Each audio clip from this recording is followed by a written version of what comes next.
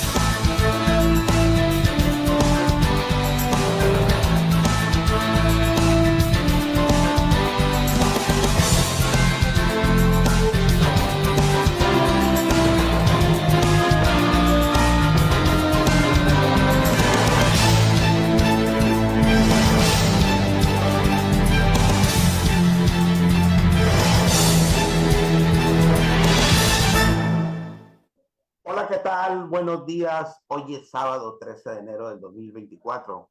Estamos transmitiendo en vivo desde la ciudad de Culiacán, Sinaloa, México, a través de la página que el Cuarto Pulso tiene en internet, en Facebook, para todo el mundo. Mi nombre es Julio Alvarado y le doy la más cordial de las bienvenidas a los analistas de todos los sábados.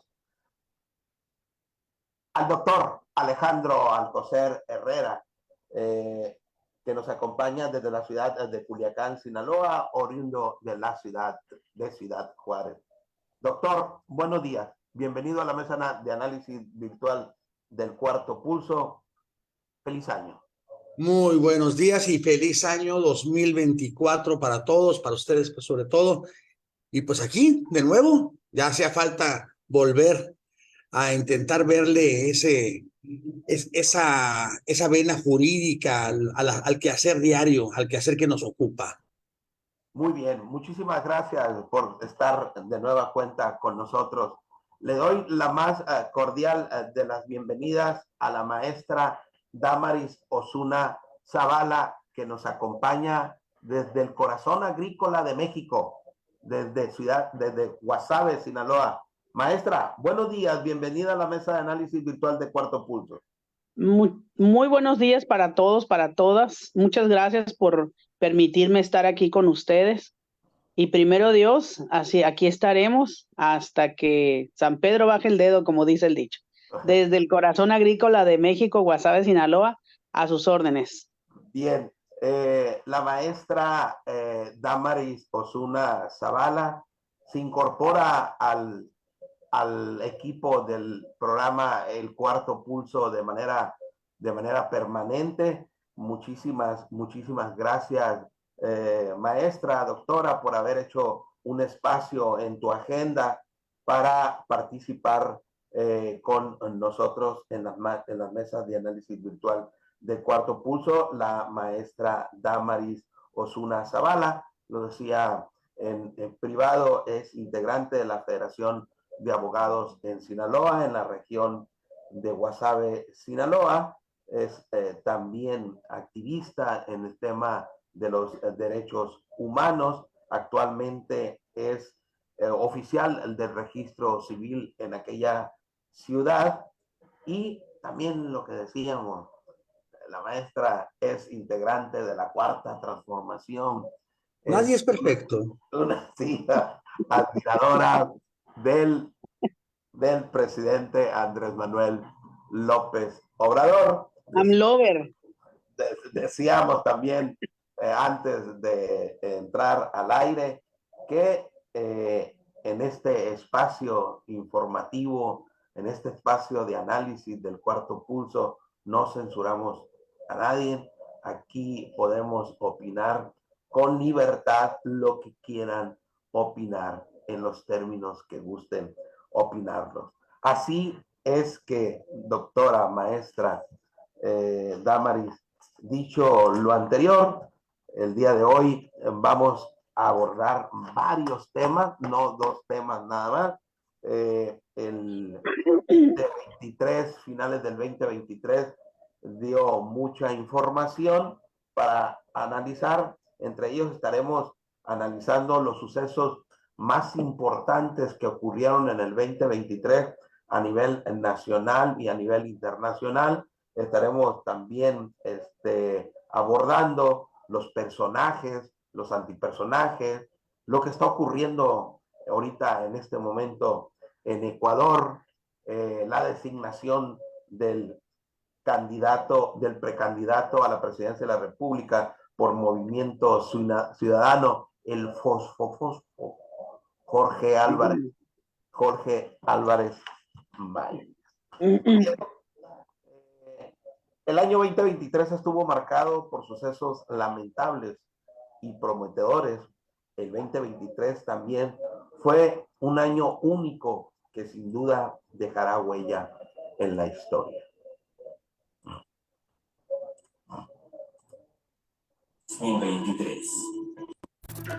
El 2023 estuvo marcado por acontecimientos intensos, desconcertantes, lamentables y prometedores.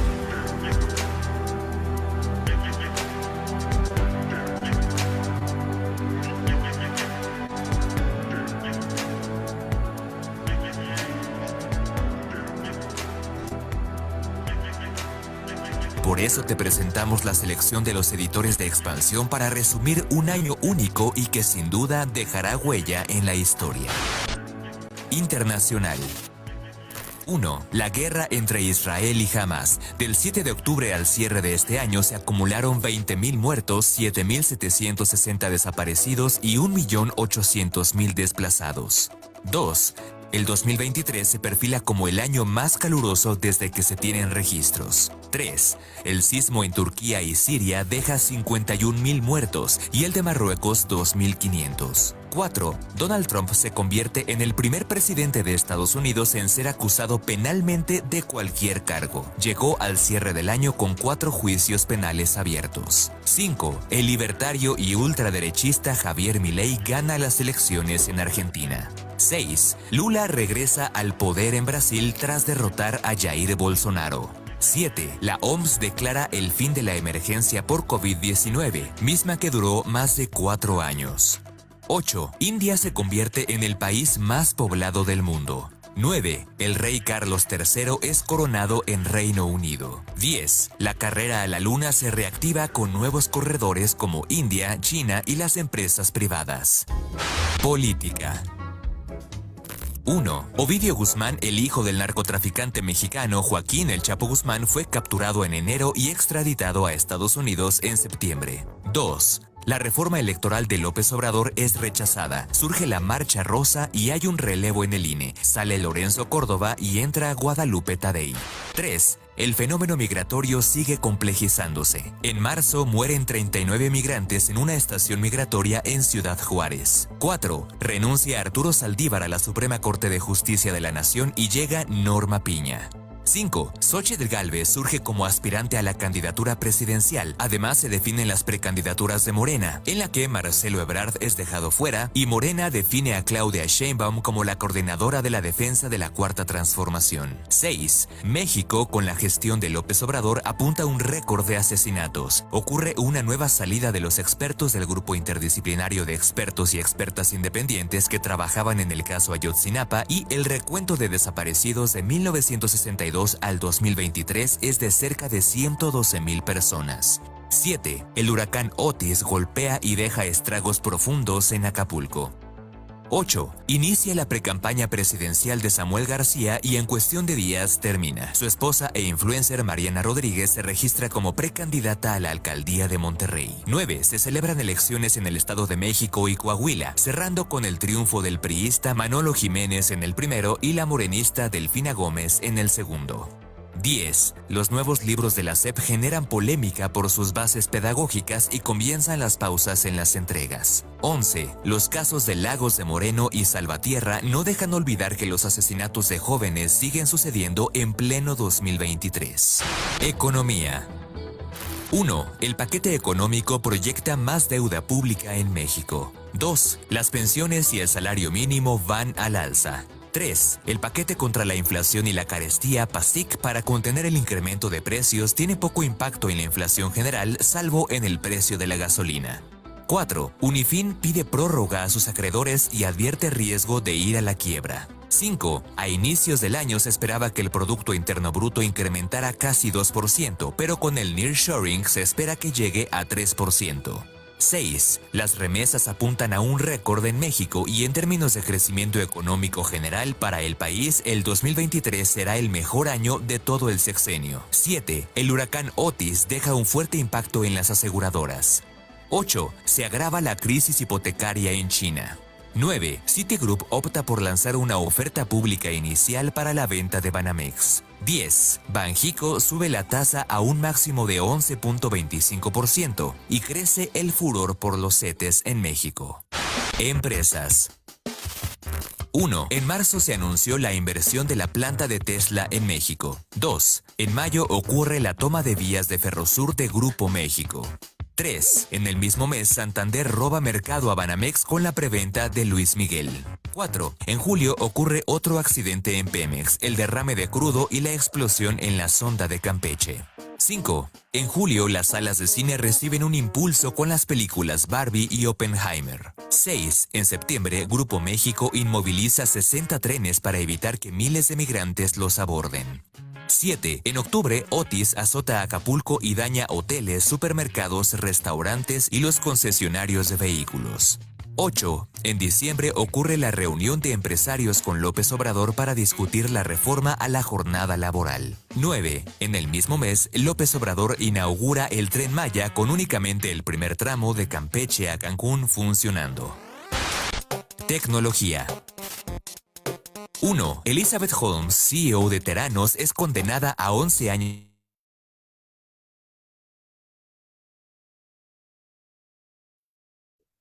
Ya terminó la visión por todo el año pasado tan particular que tuvimos, hombre. En mi lista consideré y que no se estableció en el vídeo el término de la pandemia, la guerra en Gaza, la llegada del poder en Argentina de Javier Milei, el cambio climático, si lo puse, la inteligencia artificial, pues, y lo iban a abordar ahorita en el siguiente segmento en el video. El huracán Lidia, el método de elección de las precandidatas a la presidencia. Me parece que fue un suceso a mí, que por primera vez en la historia el método de elección de cada una de las candidatas, y ahorita lo digo, y ahorita lo explico porque nada más estoy dando mi lista, ¿no? Puse también el INE no se toca, la Suprema Corte de Justicia de la Nación. Puse como personaje del año, a lo mejor te vas a molestar, doctor, pero puse a Claudia Sheinbaum, y ahorita te voy a explicar por qué. Puse a Donald Trump como el antipersonaje del año. Puse también como el antipersonaje del año Andrés Manuel López Obrador, y también te voy a decir por qué.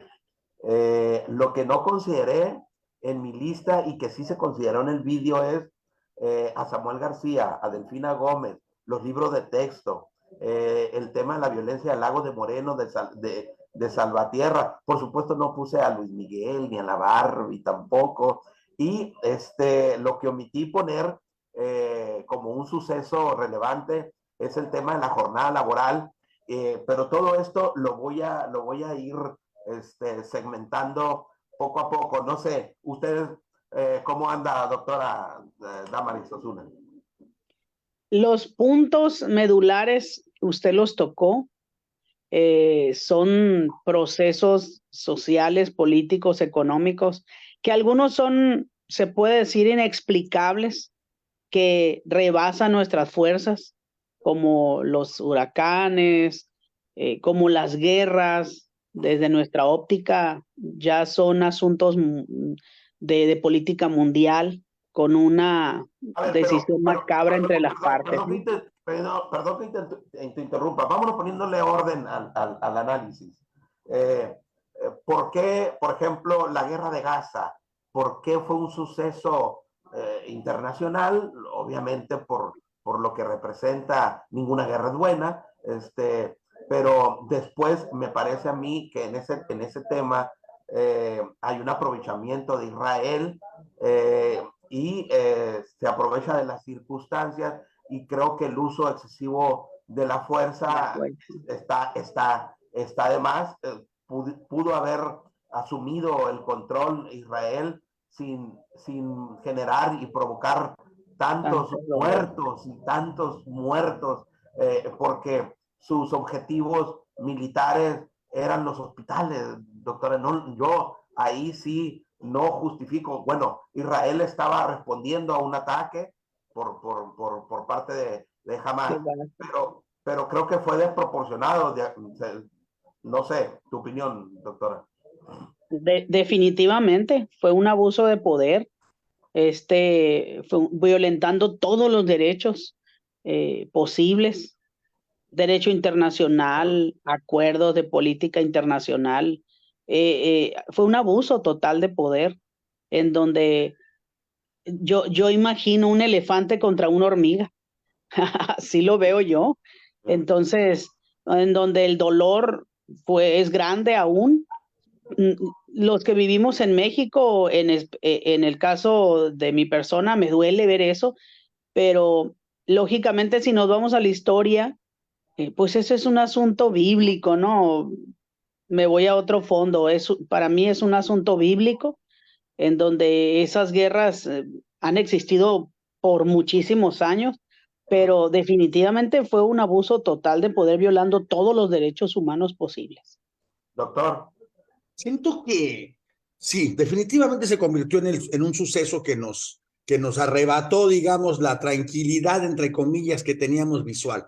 Ya esa es un conflicto que tiene toda la vida para nosotros, ¿verdad? Para nosotros tres, ya es desde antes que naciéramos, ya existía ese conflicto, mucho antes de que naciera hasta el cristianismo, inclusive casi.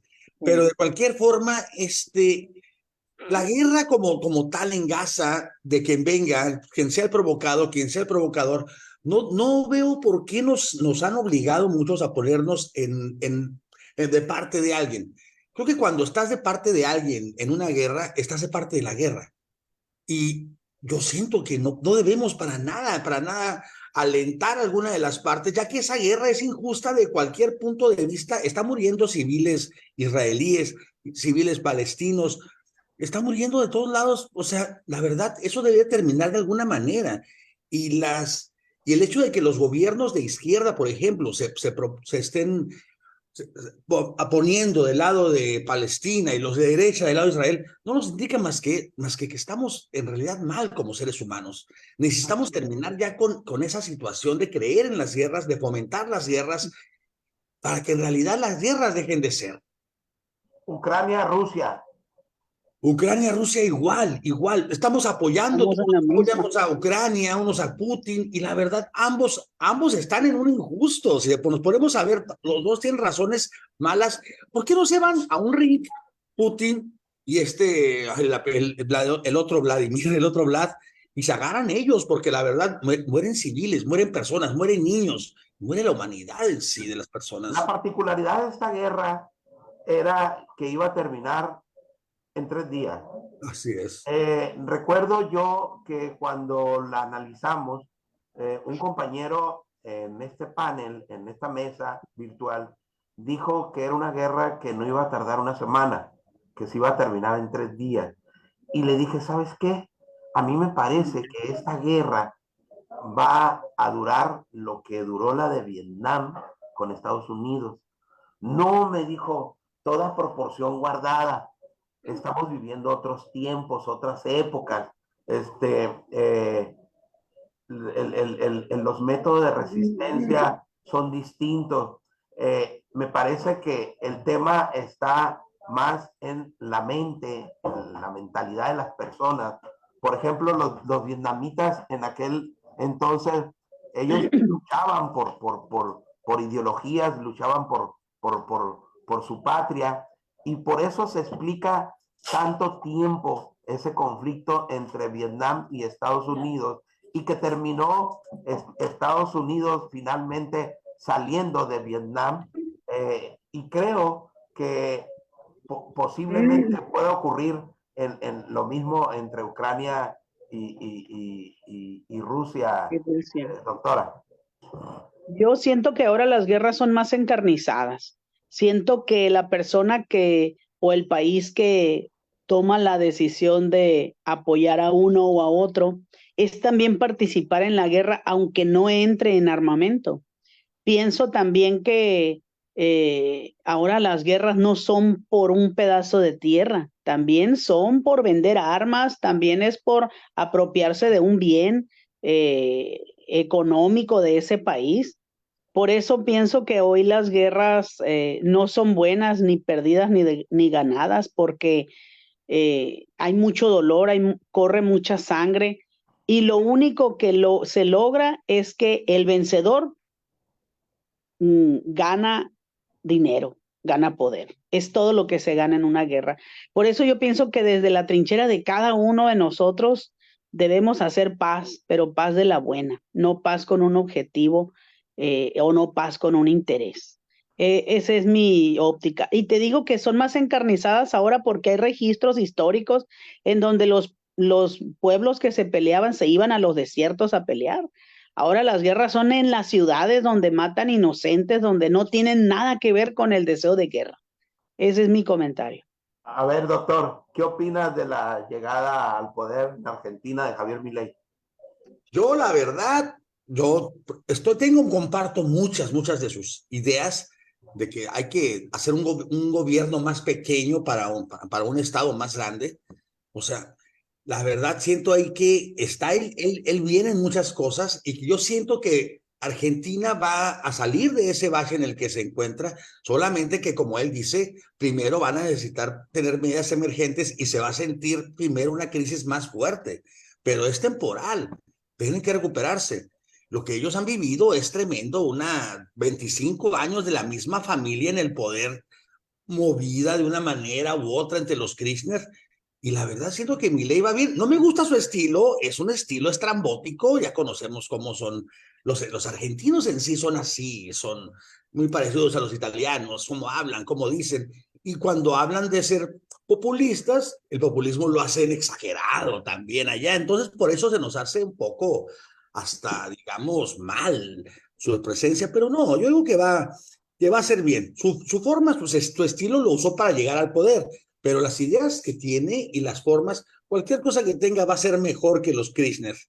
Un país que se había caracterizado, maestra Damaris Osuna Zavala, de ser gobernado por la izquierda, ahora llega al poder la derecha, y en la primera semana que llega Milei, reforma más de 300 leyes, doctora. Definitivo. Pienso que no nomás es ser un pueblo izquierdista o un gobierno izquierdista. Pienso que además de ser un gobierno izquierdista, tendría realmente que visualizar las necesidades de esos pueblos, y no solo en el discurso decir y prometer, y en el discurso cumplir, sino en los hechos. Porque definitivamente, si en Argentina votaron por él, es porque algo le hacía falta a ese pueblo en el cual los propósitos y las necesidades no se suplían y no se cumplían. Además, como dice el doctor, ya era de familia en familia. Entonces, no solo lo estamos viendo en Argentina, lo estamos viendo en otros países. En el caso de México, pues es como si se sintiera el gobierno como un sindicato. Le heredo a mi hijo, le heredo a mi esposa el poder, le heredo a mi diputado, le heredo a mi compadre. O sea, es como si fuera un sindicato. En realidad, un pueblo de izquierda o un gobierno de izquierda tiene que tener muy clara la necesidad del pueblo y cumplirle no solo en las palabras, sino en los hechos. Porque amor al prójimo, sí, pero amor con amor se paga, sí, pero también, sí, en realidad, pero también hechos son amores, doctor, no buenas razones. Bien, amor con amor se paga, dice el presidente Andrés Manuel López Obrador. Y Hugo Chávez también lo dice. Y no será doctor, que el pueblo argentino también votó por el hartazgo, ya no quería más a la izquierda y no quedó otra opción más que votar por la derecha, aun y cuando las políticas y la ideología de Javier Milei no sea del agrado de todos los argentinos, incluso de muchísimos argentinos que votaron a su favor. Sí, definitivamente, yo creo que definitivamente le ayudó mucho el hartazgo, el cambio, la necesidad de un cambio. Ya era ocioso, ya se estaba anquilosando, ya había lama ahí en los rincones de todas las instancias gubernamentales, como pasó aquí en el 2018. Teníamos un hartazgo ya de lo mismo, hablar de siempre los temas eran corrupción, los temas eran muerte, los temas eran siempre los mismos, y claro que urgía un cambio. Lo que pasa es que sí, en muchos países, aparte se está volviendo a la derecha, como es en Italia, como acaba de pasar en Ecuador, que ahora tiene otro tipo de crisis, que están dejando el sueño ese de la izquierda de pensar que iba a ser la gran solución de todos iguales, de todos, la justicia igualitaria para cualquiera de las personas, y la economía es lo que se descuida, porque la derecha, así como la izquierda habla de historias, habla de cuentos, la derecha tiene que hablar de cuentas, de hechos, y solamente así es como se puede ver la verdadera efectividad de un gobierno. A ver qué sucede. Obviamente es lo que estamos esperando, que suceda algo nuevo. Yo pienso también por eso que aquí en México, volviendo acá, este año, pues puede haber algo que la gente quiera un cambio, porque nos estamos haciendo adictos al cambio. Queremos cambios y otro cambio y otro cambio. Pero, por ejemplo, un cambio con lo que pasó en el Estado de México, donde ya eran la dinastía, ya era una cosa exagerada lo de allá, la verdad. Por eso lo de Delfina no puedo ni quejarme, a pesar de que yo vi que no será la mejor. Pero no, Argentina estaba viviendo ya algo que ya les pesaba a todos, ya se notaba. Cuando no se siente el bienestar en nuestro bolsillo, debemos pensar en hacer un cambio nosotros mismos. Ya ves, maestra, qué bueno, la está haciendo mucho bien tu presencia a este programa, porque hasta estamos haciendo condescendientes también con nuestros. Así es. A ver, vayamos un poco más rápido. El cambio climático. El año 2023 fue el año más caliente en el mundo. ¿Esto qué nos indica? ¿Qué tenemos que hacer? ¿O qué tenemos que dejar de hacer? En fin, adelante, doctora. Pues yo creo que mientras no tengamos la conciencia del cuidado de los recursos naturales, y también que no existan en los gobiernos una política de ecología, pues vamos a tener esa irresponsabilidad en donde no podemos visualizar que lo que ocurre en nuestra casa, lo que ocurre en cada casa, lo que no hacemos correcto en cada casa en cuanto al cuidado de los recursos naturales y en cuanto a cómo organizar en nuestro hogar, vaya, la basura, el uso de la electricidad, el uso de los motores, etcétera, pues lógicamente lo vamos a traducir en millones de casas, y esos millones de casas pues no van a tener la conciencia de cuidar nuestro medio ambiente. Por lo tanto, creo que eso es lo que ha estado ocurriendo. Generalmente nadie se preocupa por una política pública del cuidado del medio ambiente. Le tenemos muy poquito interés a ello, y además los presupuestos no van destinados al cuidado del recurso, al medio ambiente, van destinados a otras políticas. Y cada país tiene que tener esa visualización, porque por eso se están viendo los cambios climáticos graves. Estás incluyendo en tu análisis, por supuesto, al gobierno de México. Definitivamente. Sí, porque habría que recordar que para la materialización del proyecto del Tren Maya fue necesario la devastación de miles y miles y miles de árboles en la tierra selvática de Campeche, doctor. Así es. Fíjate, esa parte podríamos haber dicho, ok, vamos a entenderlo. Todo proyecto de cualquier tamaño implica devastación ecológica, siempre se van a tirar árboles, siempre se va a invadir alguna playa. Eso sí, pues el progreso implica ese tipo de sacrificios. Así es. Aquí el problema es que no sé, ni siquiera se ha mencionado de qué manera se está, digamos, pagándole a la naturaleza esa forma, aparte de que prometió que no le iba a pasar, porque lo mejor hubiera sido ser abiertos y decir, va a haber va a haber pérdidas, pero vamos a sustituir todo hacia una reforestación. Es lo que sí es urgente hacer.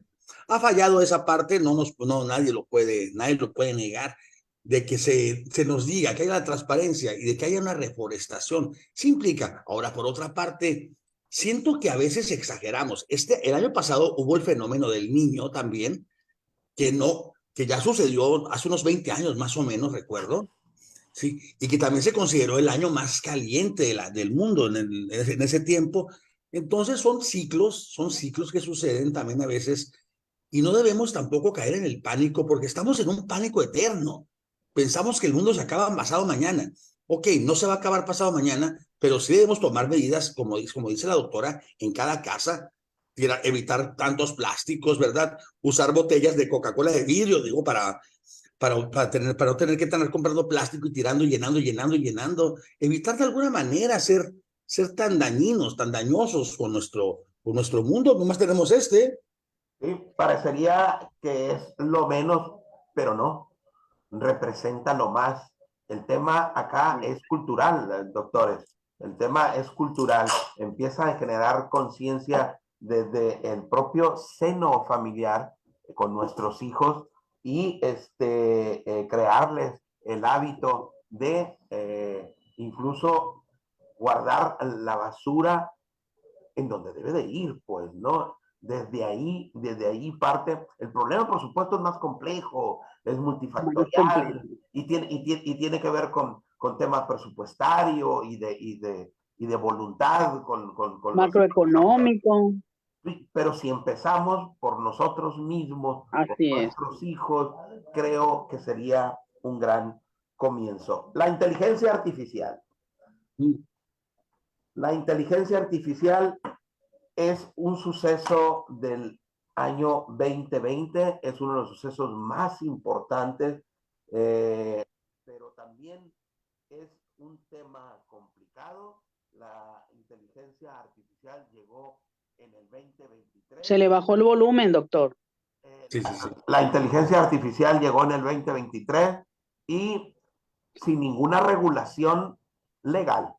De suerte tal que al haber la ausencia de un marco legal que lo regule, está haciendo estragos en la sociedad. Adelante, doctora. Yo siento que los avances tecnológicos o científicos en algunas cosas nos rebasan en lo jurídico. Y eso tiene mucho que ver el cuerpo legislativo de cada país, perdón, de cada país. Tiene que estar a la expectativa y tiene que estar al pendiente de lo que vaya sucediendo para de inmediato tener que regular jurídicamente esas actividades o esos avances en el caso de lo tecnológico. Definitivamente los cuerpos gobernantes más se ocupan de los asuntos políticos que de los asuntos científicos. Y en este caso ha estado un poco mucho en abandono esa parte o ese marco jurídico, que es muy importante y muy necesario ponerle ojo clínico a esto. Muy importante y muy necesario, dijo la doctora Damaris Osuna Zavala, doctor Alejandro Alcocer. Las dos precandidatas están haciendo uso de la inteligencia artificial en sus campañas políticas o precampañas políticas, tanto Claudia Sheinbaum como Xochitl Gálvez, y lo están utilizando en pro y en contra la inteligencia artificial. Y esto tiene que ver precisamente porque no hay un marco legal que lo regule, pues, ¿no? Entonces, urge que nos pongamos a legislar en ese sentido, porque además también la sociedad se ha visto afectada porque en virtud de la inteligencia artificial en las redes ya se presentan las extorsiones. Adelante, doctor. Sí, ese es bastante preocupante de que jamás, no solamente ahorita con la cuestión de la inteligencia artificial, jamás nos hemos preocupado por los avances tecnológicos. Hasta la fecha todavía no hay manera de conseguir digamos, un ejecutivo mercantil a través de una deuda que se realizó con el banco por el cajero automático. O sea, no hemos alcanzado todavía eso, y en otras materias tampoco. Ahora, esto de la inteligencia artificial, yo siento que nos va a mantener rezagados un tiempo.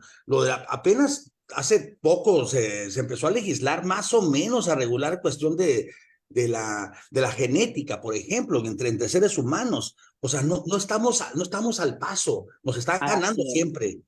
Sí, o sea, y ahora las candidatas que están haciendo, pues claro, están sustituyendo con inteligencia artificial la estupidez natural. O sea, es lo que están buscando hacer nada más. ¡Qué duro, doctor! Bien. Conste que no me reí, ¿eh? Y no conste que me A refería a los Claudia dos. Sheinbaum se le justifica, por favor. Oh, sí. Se le oye bonito a Claudia Sheinbaum, doctor. Ahora que ya aprendió a hacer el acento de tabasqueño, pues sí, a lo mejor se comporta. Pues habla igual que él ahora. Bien.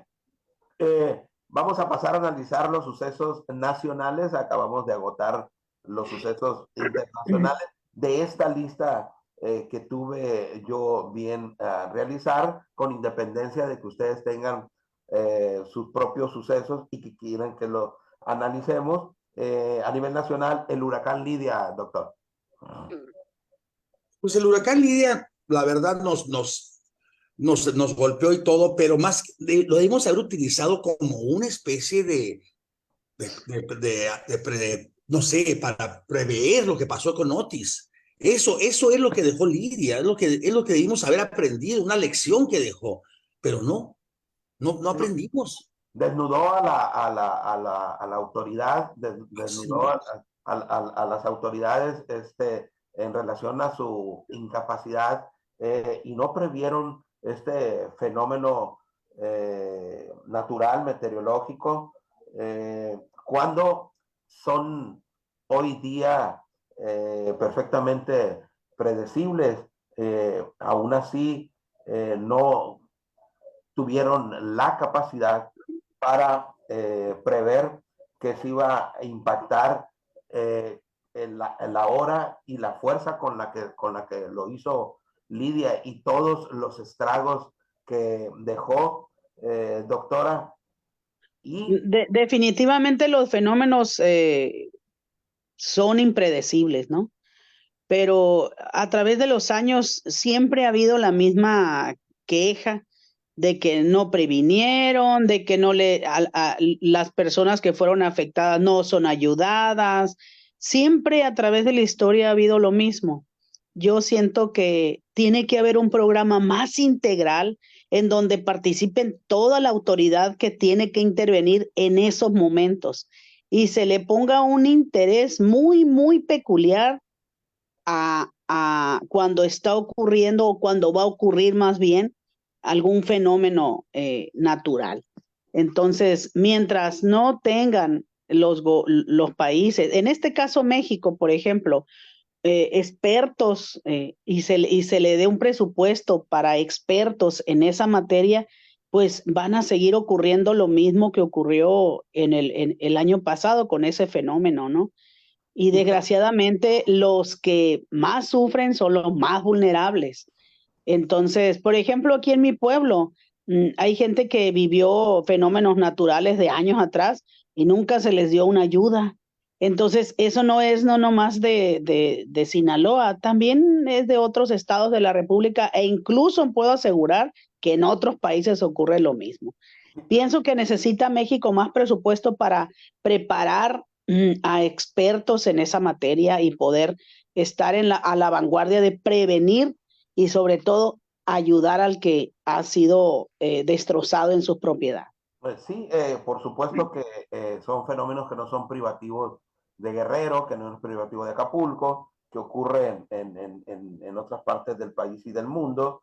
pero está hablando de presupuesto, y si tenemos el único presupuesto que se tenía a través de un fideicomiso que se llamaba el Fonden, lo desapareció el presidente Andrés Manuel López Obrador, y ese Fonden, ese fideicomiso, servía precisamente para paliar los problemas más necesarios cuando fenómenos naturales ocurrían, y se echaba mano de ese presupuesto, de ese recurso, de ese fondo, de ese fideicomiso, pero el presidente llegó y lo desapareció, como desapareció otros tantos fideicomisos, como desapareció otras tantas instituciones, y luego el presidente se pierde del escenario antes, después y posterior a la desgracia de que ocurre en Guerrero. El presidente no se hace presente en los días subsecuentes. Las personas en Guerrero lo estaban esperando. El presidente decidió mejor acudir a un evento en el Estado de México que era diametralmente opuesto de otra naturaleza. Cuando sientes también que no está de tu lado la autoridad, el primer mandatario que debería estarlo, cuando menos que para a los pobladores esto les sirviera de cierta certidumbre de que en el futuro las condiciones iban a cambiar. Hoy día no podemos hablar de que Guerrero haya salido de la crisis. Por supuesto que no. Esto va a durar años en recuperarse, pues, ¿no? Y todo tiene que ver como consecuencia de una autoridad que, teniendo que haber previsto, porque hay mecanismos para ello, no lo hizo. Doctor. Así es, se ha demostrado una indolencia, y no puedo decir, ay sí, no podemos decir que es una indolencia ancestral. Yo estuve en el temblor del 17 en el epicentro, y estuve todo el tiempo ahí, y por lo menos le fue a hacer no sé, al teatro Peña Nieto, y agarró una pala y se aventó un ratito ahí, se tomó la foto. Ok, no digo que fue sincero, no digo que fue algo muy bueno, pero definitivamente fue como 3 o 4 veces el mes que yo estuve como voluntario en el temblor. Entonces me consta que sí se iba. Ahora bien, en el caso de López Obrador, es un hombre mayor, tal vez le representa mayor esfuerzo andar entre los escombros o entre la basura, pero está demostrando en realidad que no está teniendo las políticas adecuadas, vamos a manejarlo así, que no solamente no está siendo bien aconsejado, no está yendo, y eso, que lo principal, que es el sentir el apoyo en la gente, sí se va a reflejar obviamente en las urnas, y por eso está metiendo ahora a los auxiliares de MC para que lo fortalezcan o debiliten a la oposición. Pero lamentablemente no deberíamos ni siquiera transformarlo en algo político, debería ser algo humano 100%, la ayuda. También en tiempos ahí en Villahermosa, Tabasco, cuando se desbordó el río, a la gente le regalaron un refrigerador y una estufita de dos, y fue como para sustituir todas sus cajas que se les cayeron. Yo estaba comiendo en un puesto ahí, me acuerdo, me enseñaron el refrigerador, era de 1 metro de alto, era a todas las familias lo que les dieron, y con eso solucionaron. O sea, cada gobierno ha tenido sus taras en ese sentido de cómo enfrentar las catástrofes, pero sí no se pueden prever, pero se pueden prever por horas. Pudo haber dicho López Obrador, señores, váyanse de ahí de su casa, y ya hubieran muchas pérdidas menos.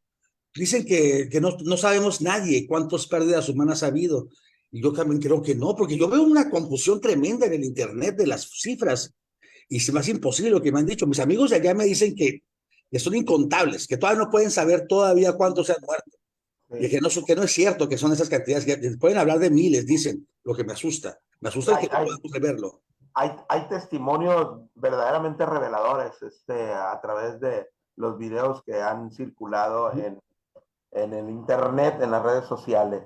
El el otro de los sucesos del año a nivel nacional fue el INE, maestra Damaris Osuna, el INE no se toca.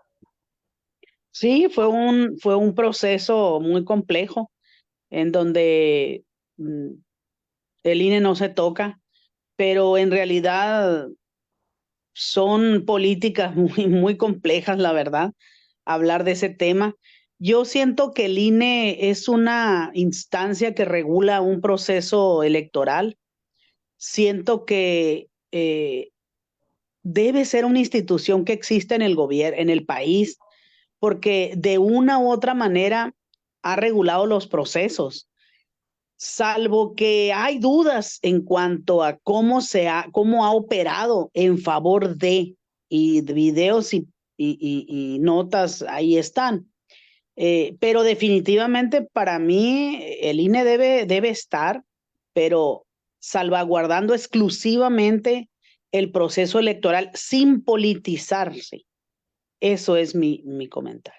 Sí, sabemos que el presidente no se siente cómodo con las instituciones autónomas, el INE, la Suprema Corte de Justicia de la Nación, en fin. Y el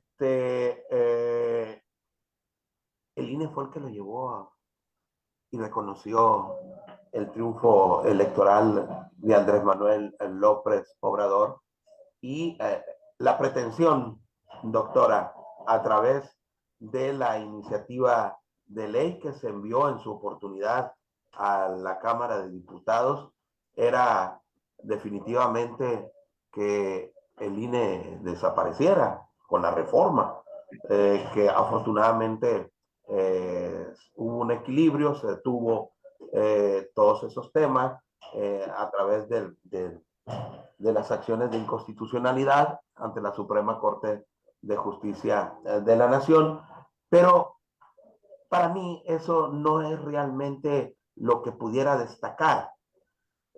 Para mí lo que realmente se destaca es cómo sale la sociedad civil a las calles a demostrarle el apoyo a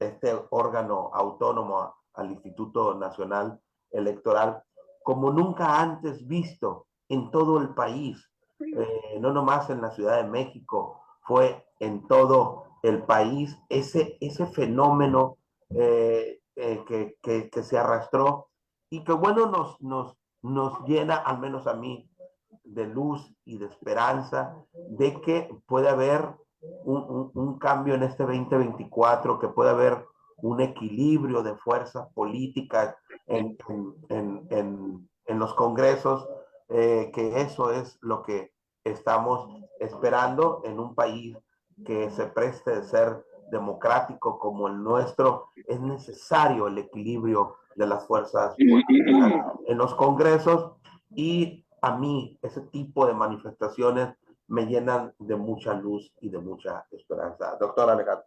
Nada más preciso algo, licenciado Julio.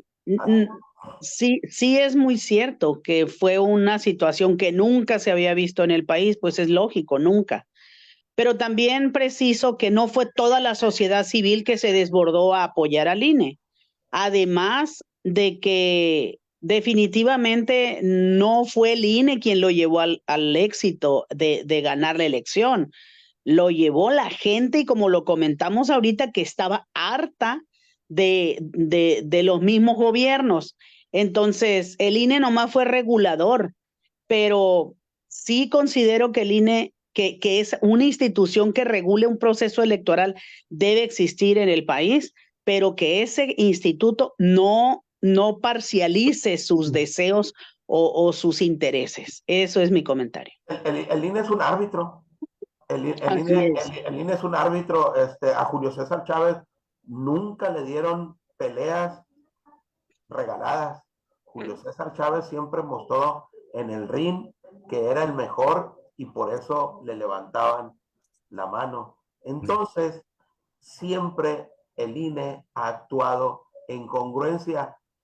Yo, como antecedentes, no tengo como antecedentes que haya evidencias en la que electoralmente haya ganado un candidato y ese triunfo se lo hayan dado a otro.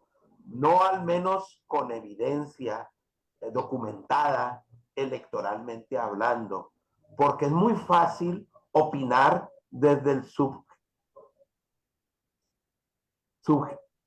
ser subjetivo. Desde esa parte es muy fácil opinar. Pero si no tenemos pruebas que nos respalden, pues bueno, y al presidente, afortunadamente para algunos y desgraciadamente para otros, le creen todo. Pues ese es el problema, que cuando el presidente sale con su narrativa, todos sus bases, quienes le siguen, dan por cierto que eso está ocurriendo, que eso es así, pues, ¿no? Y no podemos opinar desde el subobjetivismo. Bien, adelante, doctor. Así es, bueno, la defensa del INE efectivamente no fue toda la sociedad civil la que se fue, No. pero fue un porcentaje bastante serio como para digamos, menospreciarlo. O sea, yo estuve en las dos marchas de aquí de Culiacán y las dos estuvieron bastante masivas. O sea, nadie se imaginaría que un grupo de fifís éramos los que estaban ahí, según algunos piensan que lo éramos. No, se veía pueblo de verdad. Y pueblo que no iba pagado ni iba acarreado.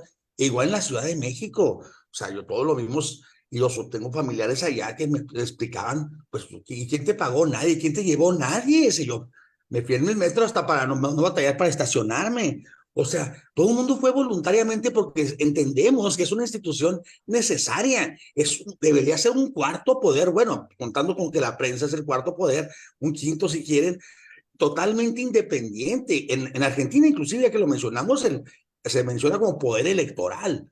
O sea, porque no es más, al igual que el poder ejecutivo, que el poder judicial, el poder legislativo, es un poder totalmente autónomo con su propio capital, sus propias reglas, que no deberíamos permitir que nadie lo tocara. Y ahora que ya entró Tadei como presidenta, pues que es una persona que está apegada a su familia, inclusive directamente con López Obrador, fotografías con el papá y todo. Por favor, no puede decir que no sabe quiénes son y que son imparcial, pero todavía tiene ahí unos pocos ahí,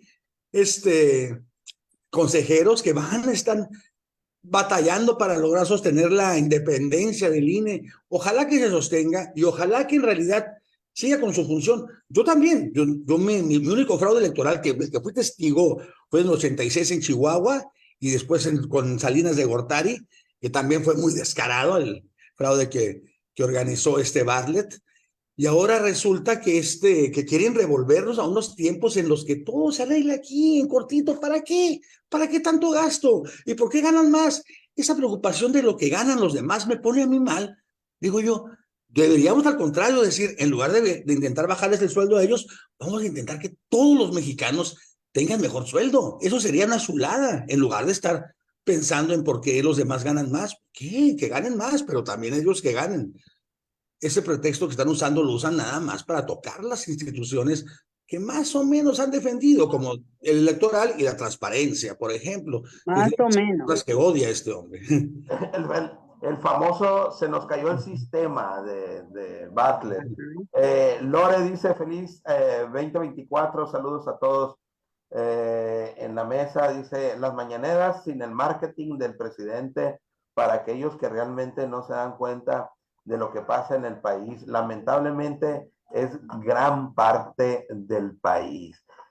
Bien, vamos a continuar. La Suprema Corte de Justicia de la Nación, doctora. La Suprema Corte de Justicia de la Nación, pues es un órgano muy importante que mantiene un equilibrio en el marco jurídico en el país. Definitivamente la Suprema Corte debe de ser independiente. A ver, yo la tengo, perdón que interrumpa, yo la tengo aquí como un suceso importante en el 2023 a nivel nacional, por lo que representó en el año 2023 por los asuntos de su competencia que llegaron para que conociera, y virtud de sus resoluciones y determinaciones mantuvo un equilibrio en el país y mantuvo también un equilibrio democrático.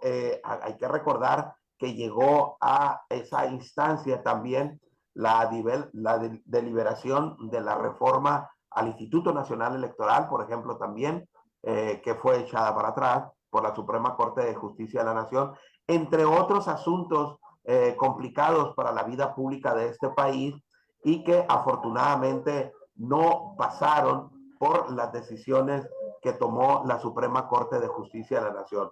Dicho así, en ese contexto, entonces la Suprema Corte de Justicia de la Nación se erige como una entidad, un organismo importante durante el año 2023, doctora. Como bien lo estaba diciendo, es un organismo que debe estar en un país, lógicamente, porque es el regulador de la vida jurídica del país. Además, que sí es cierto, es muy criticada en cuanto a que hace resoluciones judiciales que no van ad hoc a lo que un gobierno desea.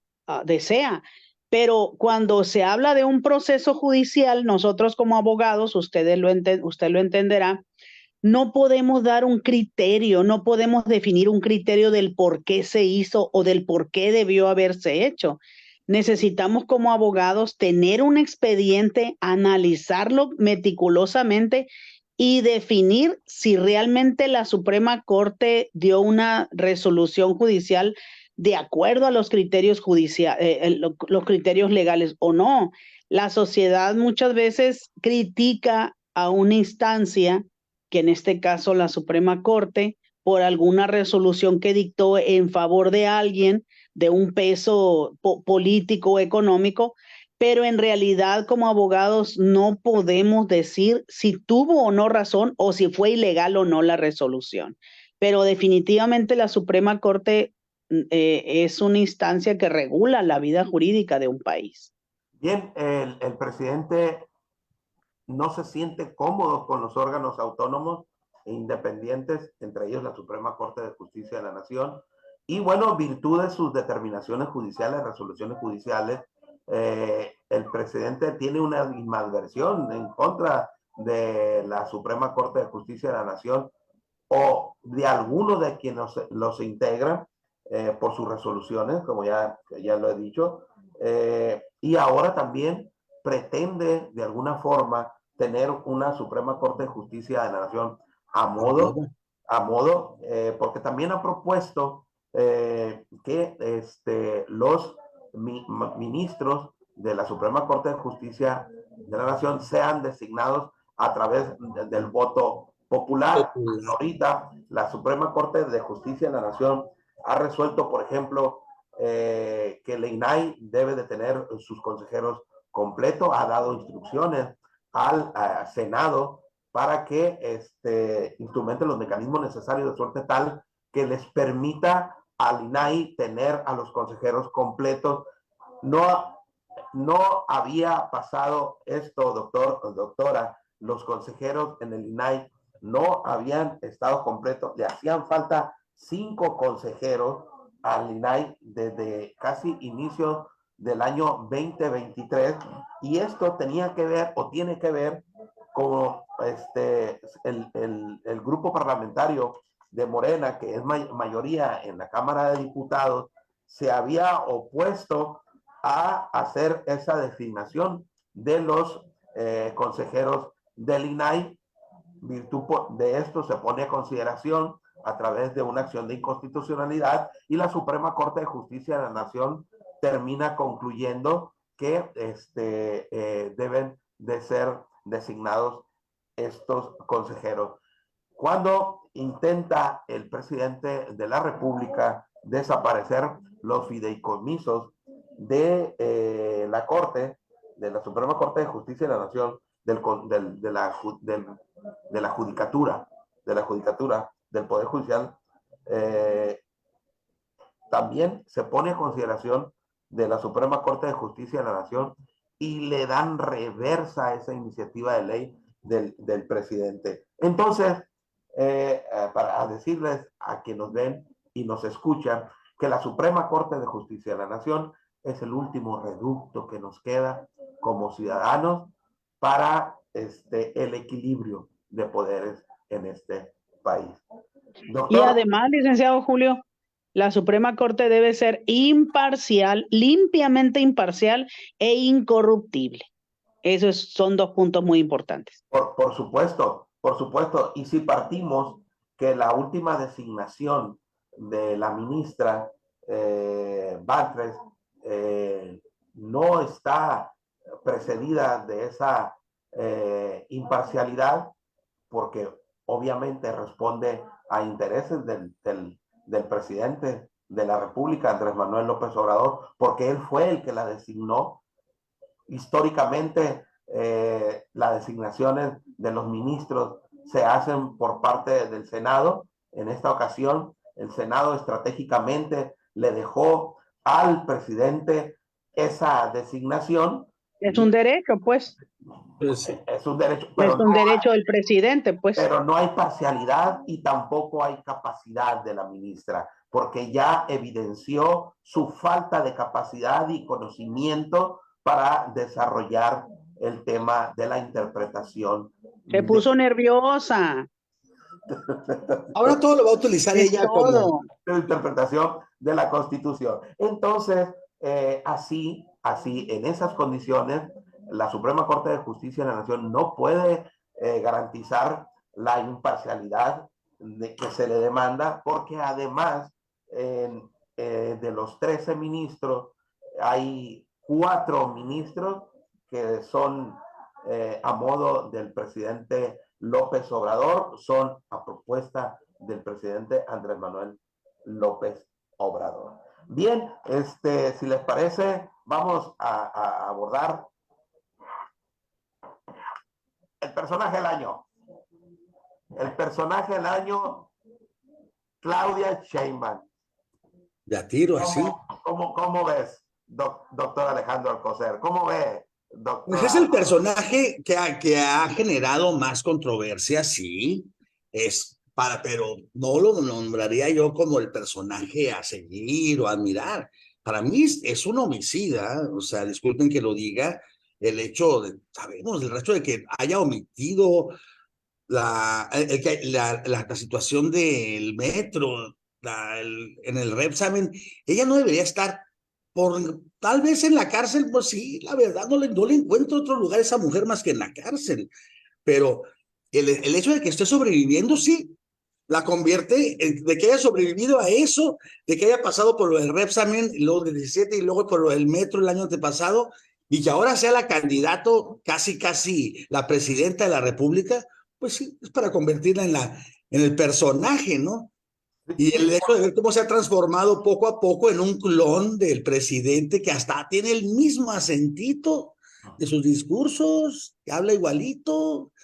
Haciendo la premisa fundamental de que la contienda electoral habrá de darse entre 2 mujeres, con todo respeto. Esa es una chulada. Con todo respeto que se merece Jorge Álvarez Maínez, recién designado precandidato por Movimiento Ciudadano. A mí me parece que la competencia va a estar entre Claudia Sheinbaum y Xóchitl Gálvez, y que al final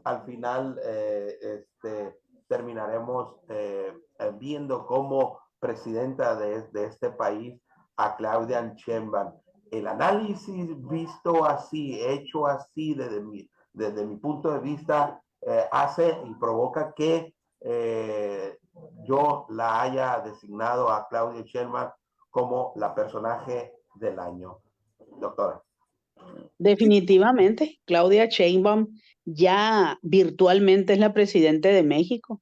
Solo falta que pase por el proceso electoral y que todos los militantes y simpatizantes de este país se vayan a las urnas a darle el voto. Pero yo quiero decir algo, licenciado Julio. A ver. Es admirable Xóchitl Gálvez desde el punto de vista de que ella lucha en contra de la corriente por querer ganar una posición política. lógicamente tiene sus simpatizantes, tiene a los militantes de los 3 partidos políticos, pero lo que admiro de ella es cómo ella se sostiene en la lucha política por el poder en contra de la corriente, porque lógicamente Claudia Sheinbaum pues va muy, muy de la mano con todos los programas sociales que ha impulsado el gobierno federal y que eso le da un boom a la hora de que los votantes recuerden precisamente esa parte importante y medular en una sociedad, el que Andrés Manuel, mi presidente, diga amor con amor se paga y lo esté cumpliendo en los bolsillos de cada ciudadano por las diferentes circunstancias personales de cada uno de ellos, llámese adultos mayores, llámese estudiantes, llámese jóvenes emprendiendo, llámese discapacitados. Pues es admirable que Xóchitl esté en contra la corriente y Claudia, pues lógicamente es la virtual presidente de México, ¿no? Que ojalá, y como dijo ella, traigo 17 desarrollos sostenibles y esos 17 desarrollos sostenibles pues van de la mano con la Agenda 2030. Sí, usted tiene toda la razón, doctora, coincido con usted. Es admirable lo que está haciendo Xóchitl Gálvez porque hay que reconocer que está frente a una elección de Estado, definitivamente. Eso no dije yo, ¿eh? No, esto lo estoy diciendo yo. Esto lo estoy diciendo yo. Sí. Está frente a una elección de Estado. A Claudia Sheinbaum se echó a andar todo el aparato gubernamental para su campaña política. Hay que recordar que recientemente se acaba de salir a la luz pública de cómo a una funcionaria pública le pedían más de 30 millones de pesos producto de la liquidación de los informadores de Notimex. Esta persona es una incondicional del presidente de la República y salió a declarar que le habían estado pidiendo de la liquidación, porque se va a liquidar a Notimex y de todos y cada uno de los trabajadores, para que le juntaran 30 millones de pesos. Y esto es una servidora pública del gobierno federal, también muy cercana al presidente de la República, que se atrevió a decir que le estaban pidiendo el partido de Morena esa participación, 30 millones de pesos que le recaudara producto de las liquidaciones de las que iban a ser sujetos los trabajadores de Notimex para destinarla a la campaña de Claudia Sheinbaum. En ese escenario, yo también reconozco que ante esa adversidad, Xóchitl Gálvez está luchando para posicionarse en el gusto del electorado en condiciones todavía más en desventaja que Claudia Sheinbaum. Doctor. Definitivamente Claudia Sheinbaum está, digamos, sintiéndose ya nada más que debe nadar de muertito, pero son 5 meses, faltan 5 meses para la elección, 4 y medio, como le quieran decir, es muchísimo tiempo. De hecho, técnicamente todavía no empieza la campaña, están en pre-campaña, es más, ahorita están entrando al receso, como quien dice. Ahí está pidiendo Claudia Sheinbaum que le den oportunidad de seguir haciendo actos de proselitismo durante esa época. Y el gobierno tiene miedo, no está tan seguro, no hay nada seguro. ¿Por qué no hay nada seguro? El hecho de permitir, de impulsar la candidatura precisamente de MC, de Movimiento Ciudadano, con alguien que le intente robar un poquito de votos todavía a la oposición, cuando según ellos ya la tienen ganada, quiere decir que saben que no está ganada. Van a pasar muchas cosas. Lamentablemente, disculpe, los seguidores de Claudia les dice uno, ya viste, la regó en esto, ajá, no me importa, voto por ella. Oye, mintió, voto por ella. Oye, pero robó, voto por ella. Mató, robo por ella. O sea, esas cosas asustan. A mí me asusta eso, ¿eh?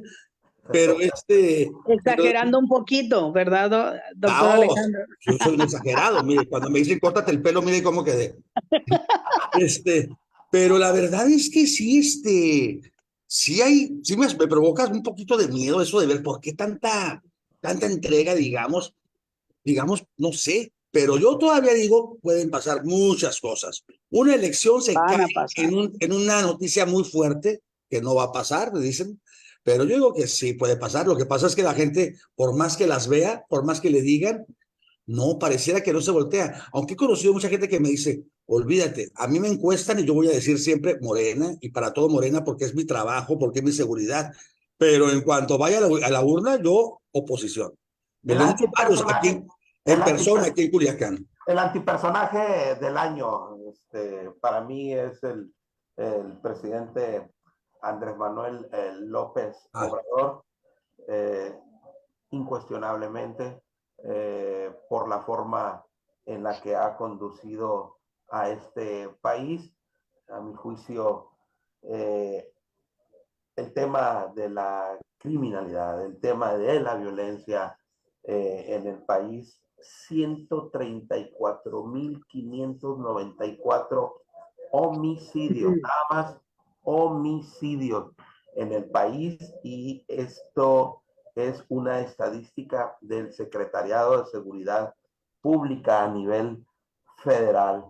Eh, no se ha podido quitar el presidente este estigma, más allá de que en su retórica salga a justificarse el presidente con que son problemas del pasado. El presidente se va a ir, va a ejercer sus 6 años de responsabilidad, y con el argumento de estos índices de criminalidad que le corresponden a los gobiernos anteriores. Doctor. sí, es muy triste eso, ver cómo cambia todo, quiere cambiar todo con una palabra. Yo como abogado litigante muchas veces he liberado, ayudado a liberar a personas que tal vez eran culpables, pero que efectivamente con una fallita de que lo detuvieron a cierta hora con cierta diferencia, yo puedo sacarlo y lo he hecho. Pero él tiene derecho a hacer eso, él no debe. Él no puede cambiar con una palabra, cambiar el sentido de los homicidios, porque ahora dice, no, las estadísticas dicen de homicidios, esas personas fueron dañados, o sea, les cambia. Igual a los desaparecidos, ya no son desaparecidos. No hay algunos dicen, eso se presume que fue voluntariamente, o sea, todo lo quiere cambiar y todo nos quiere apantallar con esas cosas y la gente le cree, cuando en realidad está demostrando una incompetencia y disculpen, una complicidad, porque no hay otra forma de decirlo, hay complicidad desde el municipio, desde por el Estado y por la Federación, saben lo que se tiene que hacer y lo pueden hacer. Tienen el presupuesto y tienen la fuerza para acabar con la delincuencia, pero no lo hacen. Nadie hace lo propio. Digo, aquí en Culiacán, en cada jugada se vende droga como si fueran chocolates. Y Sí, todo el mundo lo sabe. el crimen se ha apoderado Sí. del país, la verdad. Y los presidentes y los policías no se dan cuenta. Y, Conocen el barrio y hay perfectamente. que lamentar la pérdida de vidas humanas, de Mm. personas inocentes en Michoacán, en Guerrero, en Sinaloa, en Zacatecas, en Guanajuato, en el Estado de México, en Baja California, en Sonora, en todo el país, en donde usted le quiera mencionar, donde Hasta usted Yucatán, lo queda vea, tan tranquilo. doctora, en todo el país. Y estamos de acuerdo que la política pública de prevención no ha funcionado, que la política pública de abrazos, no balazos, no ha funcionado, doctora. Abrazos no balazos no es específicamente abrazar a una persona que está cometiendo un ilícito, pero también balazos significa hacer más violencia. La violencia contra la violencia genera más violencia. Yo siento que falta mucho por hacer en esa política pública, en donde el delincuente no se mezcle con política, en donde eso ha ocurrido siempre. en donde el delincuente no se quiera meter en política y no decida las candidaturas, en donde realmente no tiene por qué existir delincuencia organizada en un país, cuando que el gobierno tiene las armas, tiene las herramientas legales y tiene todo un poder para desterrar esa parte. Pero no sé, definitivamente sí falta un programa integral con mucha responsabilidad, con mucho poder, con mucho impulso para poder que los delitos de alto impacto no prosperen en el país. Sí, Definitivamente faltan muchas cosas por hacer en esa parte. el tema de atacar las causas del presidente que generan esta violencia no ha funcionado. La estrategia del presidente es, en cuanto a la violencia se refiere, la estrategia de política pública es atacar las causas. El problema es que los efectos están aquí y ahora, siempre lo he dicho. Y eso, ¿qué? Esa parte considerativa, ¿qué? Es decir, me ocupo nada más de las causas que generan esa violencia y que básicamente es la pobreza. El presidente de la República trata de paliarla o de contrarrestarla con los programas sociales para que a los jóvenes no se desvíen del camino y sigan estudiando, pero desafortunadamente cuando hay encuentros, cuando hay enfrentamientos entre las bandas de delincuentes y las policías, quienes más están en la estadística como muertos son los propios jóvenes. Entonces, si después de 4 o 5 años esto sigue siendo sistemático, quiere decir que tu política pública para atacar las causas que están generando esa violencia no ha funcionado. Mientras que has dejado de hacer lo que te corresponde para atacar los efectos de esa violencia. Bien, ya para cerrar, porque no nos va a alcanzar el tiempo. Samuel García, doctora, el antipersonaje. Samuel García. Samuel García. Samuel García es un personaje. Es un personaje muy, muy especial. Si no fui yo, pues va a ser mi amigo, mi compadre. Y en lo municipal, pues dejo a mi esposa. Es como dije ahorita, es como un sindicato, le dejo la base a mi familiar, ¿no? Ajá. O a mi compadre. Creo que esta parte política va a ser muy, muy compleja porque Claudia Sheinbaum con Xóchitl Gálvez y un varón. Ahí se me hace muy dispar esa posibilidad de proceso político, la verdad. Sería más, lo obvio es que fuera otra mujer, que fueran 3 mujeres que ofertaran su paquete político para que el ciudadano pudiera definir su elección. Ahora sí que son 2 mujeres y un camino, que es la presidencia. Como decía la canción, 2 mujeres y un camino. 2 mujeres y un camino, y es la presidencia de la República. Sí. La verdad que el carisma no se hereda, son personalidades totalmente distintas, las de Samuel García y Jorge Maínez. Jorge Álvarez Maínez, son personalidades distintas. Me parece muy grotesco a la forma en que decidieron destapar a Jorge Álvarez Maínez como precandidato de Movimiento Ciudadano. Ellos le apostaron al tema de que están muy vigentes en las redes. Samuel García y su esposa, pues su esposa es influencer, y a ellos les había venido dando resultado el tema de las benditas redes sociales. Se lo dio en su momento, en su oportunidad, al presidente de la República, Andrés Manuel López Obrador. ¿Por qué no apostarle al tema de las redes sociales?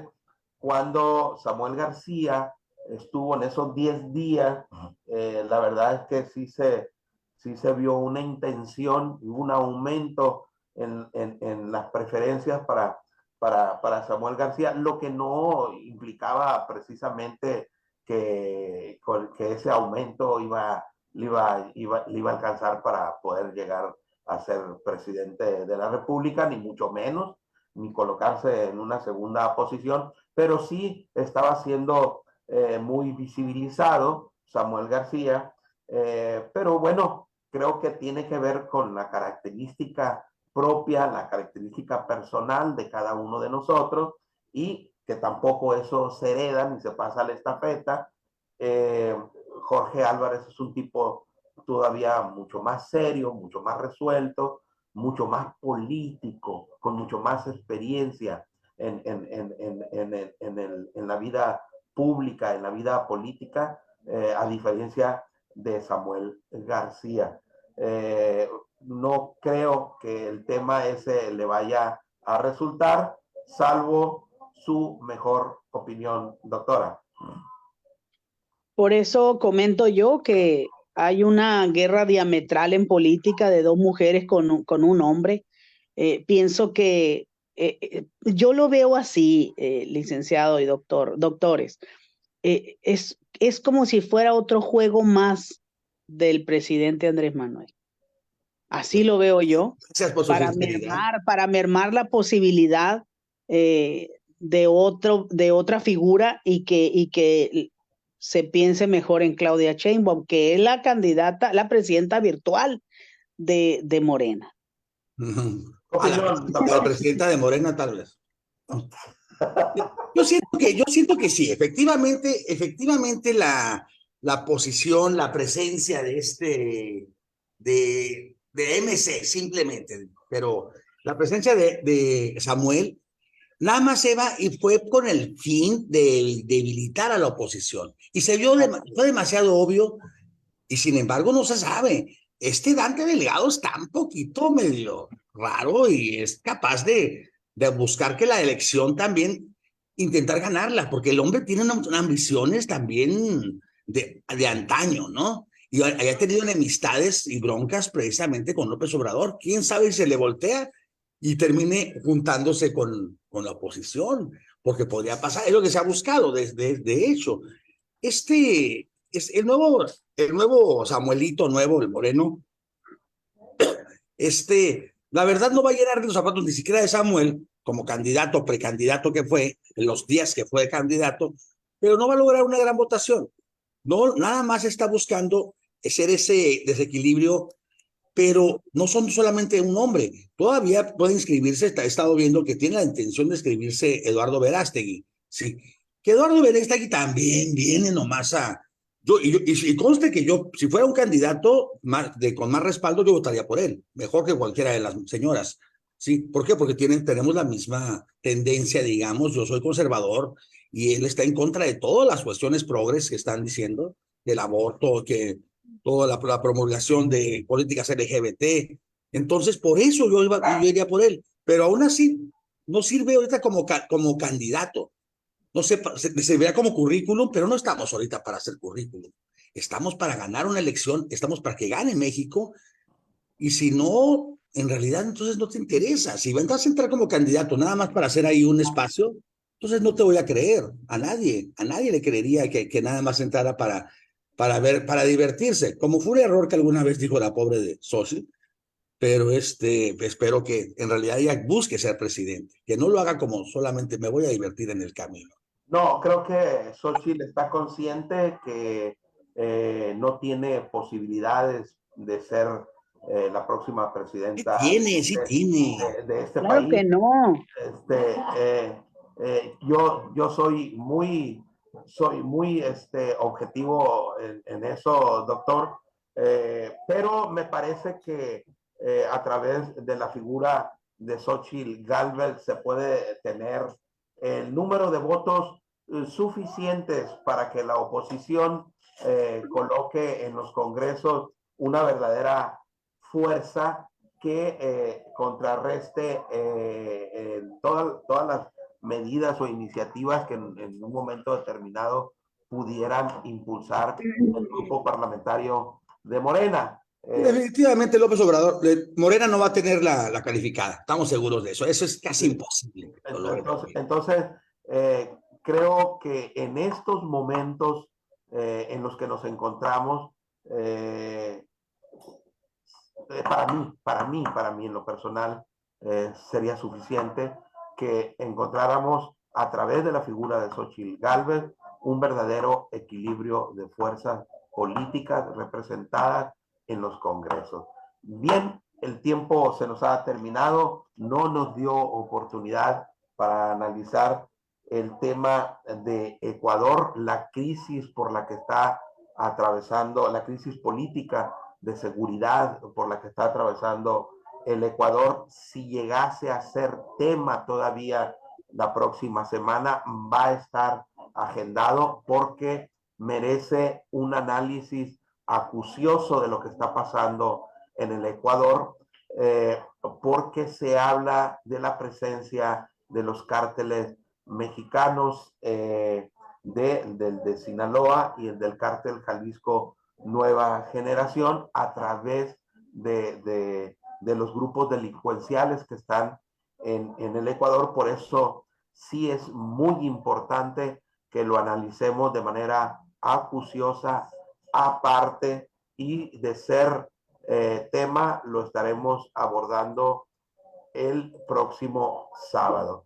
Por el momento el tiempo se nos ha terminado. Agradezco muchísimo la presencia de la doctora Damaris Osuna Zavala. Doctora. Muchas gracias, licenciado Julio. Como bien usted al principio lo decía en privado, yo le agradezco infinitamente su respaldo, su apoyo, no solo para participar en este programa, que me interesa y me agrada mucho, con esa libertad de expresión, así como también de agradecerle ya en público el que usted me haya apoyado y me apoya en el respaldo a mi aspiración política para la alcaldía de Guasave. Usted me lo dijo. Gracias. Estamos esperando los tiempos, todavía no se cierra el proceso de aquí al 15 de enero y posiblemente un mes más para renegociar.